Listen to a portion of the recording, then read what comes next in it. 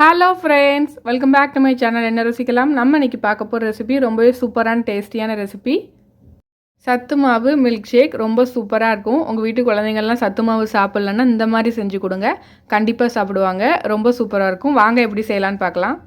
சத்து மாவு powder 3 table spoon, எந்த சத்து மாவுனாலும் எடுத்துக்கலாம். பால் அரை கப், தேன் 2 டேபிள் ஸ்பூன்,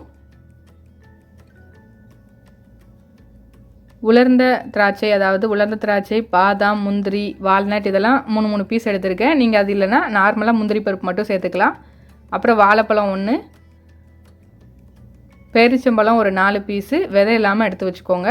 இப்போது ஒரு பாத்திரத்தில் நம்ம முதல்ல சத்து மாவை சேர்த்துடலாம். சேர்த்துட்டு ஒரு அரை கப் பால் சேர்த்துக்கோங்க. அப்புறம் ஒரு அரை கப் தண்ணி சேர்த்துக்கோங்க. உங்களுக்கு பால் வேணான்னா தண்ணி மட்டும் சேர்த்து இந்த மிக்ஸை ரெடி பண்ணிக்கலாம். நல்ல கட்டி இல்லாமல் நல்லா மிக்ஸ் பண்ணிக்கோங்க. பாலோடு அது நல்லா சேர்ந்து வரணும். இந்த மாதிரி சேர்ந்து வந்ததுக்கப்புறம் ஒரு கரண்டி வச்சு கிண்டிகிட்டே இருந்தீங்கன்னா ஒரு 5 நிமிஷத்தில் லைட்டாக திக்காகும். சூப்பராக ரெடி ஆகிடும். ரொம்ப ஈஸிங்க.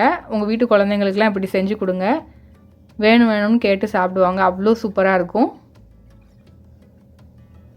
இப்போ ஓரளவுக்கு ரெடி ஆயிடுச்சு. நல்ல திக்கானதும் நம்ம ஆஃப் பண்ணிடலாம். இப்போ ஸ்டவ்வை ஆஃப் பண்ணிடுங்க. நல்லா திக்காகிடுச்சு. இப்போ இதை ஆற வச்சு எடுத்து வச்சுக்கோங்க. ஏன்னா ஆற வைக்கிறதுக்குள்ளே இன்னும் கொஞ்சம் கட்டியாயிரும்.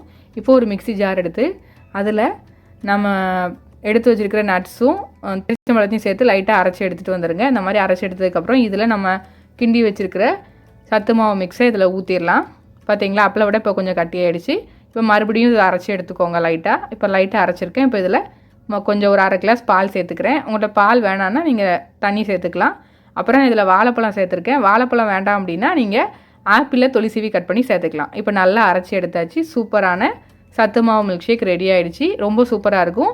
பெரியவங்க குடிக்கிறதா இருந்தால் கொஞ்சம் நேரம் ஃப்ரிட்ஜில் வச்சு கூட குடிக்கலாம். சூப்பராக இருக்கும். இப்போ இதை சர்வ் பண்ணிடலாம். உங்கள்கிட்ட சத்து மாவு இல்லைன்னா அதுக்கு பதிலாக கேப்ப மாவு சேர்த்துக்கலாம், அதாவது ராகி மாவு சேர்த்துக்கலாம். அதுக்கும் இது சூப்பராக தான் இருக்கும். அப்புறம் பேரிச்சம்பழம் கொஞ்சம் ஹார்டாக இருந்துச்சுன்னா ஒரு மணி நேரம் ஊற வச்சு சேர்த்துக்கோங்க. இந்த ஹெல்த் மிக்ஸ் பாருங்கள், சூப்பராக இருக்கும், டேஸ்ட்டாக இருக்கும். கண்டிப்பாக ட்ரை பண்ணி பாருங்கள். இந்த ஹெல்த் மிக்ஸ் உங்களுக்கு பிடிச்சிருந்துச்சுன்னா லைக் பண்ணுங்கள், ஷேர் பண்ணுங்கள், கமெண்ட் பண்ணுங்கள். மறக்காமல் நம்ம என்ன ருசிக்கலாம் சேனலுக்கு சப்ஸ்கிரைப் பண்ணாதவங்க சப்ஸ்கிரைப் பண்ணி பக்கத்தில் உள்ள பெல் ஐக்கானை கிளிக் பண்ணி ஆளுங்கிற பட்டனை கிளிக் பண்ணிக்கோங்க. அப்போ தான் நம்மளோட ஃபியூச்சர் ரெசிபீஸ்லாம் உங்கள் நோட்டிஃபிகேஷன் லிங்க்கில் வரும். Thank you friends.